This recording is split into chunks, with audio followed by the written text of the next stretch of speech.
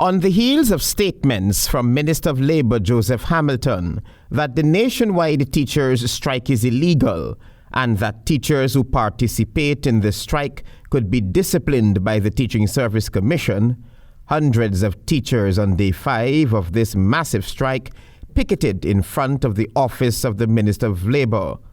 Leon Bishop of the West Rhymeville Secondary School said that the underlying issue is a bread and butter one. Do you think this is bearing fruit? Yes, it is.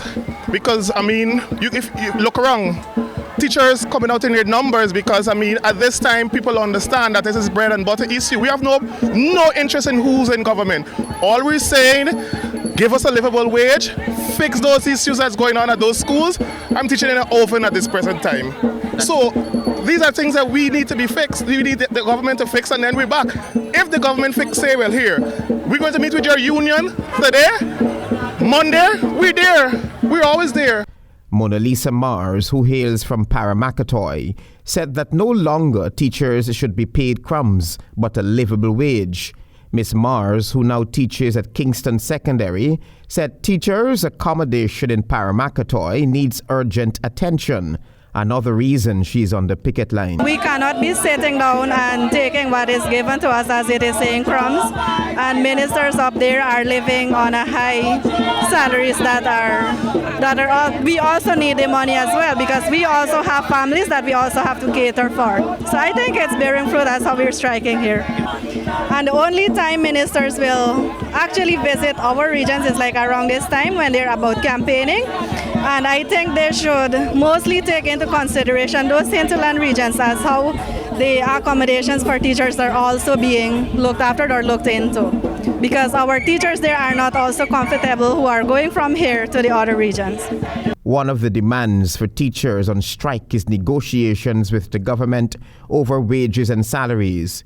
Teachers Erika Stewart and Roger Paris underscored that a living wage must be paid to teachers. Some of the most caring teachers are the ones out there. So don't bother with some of us who want to go to school. They have to know why they're afraid. But we are out here. Teachers, join us.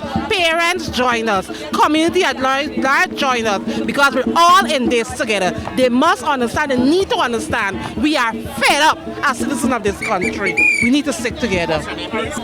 There's nothing livable for us. Our salary, we can't support a family adequately.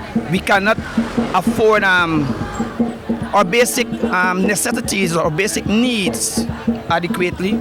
Meanwhile, Marissa Williams, first vice president of the Guyana Teachers Union, is adamant that the nation's teachers will not relent in their pursuit of a better life and will continue sounding their voices. They will. One Guyana, a caring government, would not sit back and allow this. To date, we haven't heard much from the government as it relates to why we are out here. We recognize the VP yesterday made a statement which came from someone who's supposed to be professional in analysis, and I think it's a childish analysis to compare 2015 to now, taking into consideration inflation and all of that. So I think the VP needs to call his body together. They need to sit down and come up with something to deal with teachers, because I don't think they would have sat thus far and discussed what is the way forward for teachers. Rather, we have the Minister of Education making a whole lot of pronouncements. It is the position of the GTU that the government has failed to engage in free collective bargaining since 2020. The strike action will continue Monday. Travis Chase, HGP Nightly News.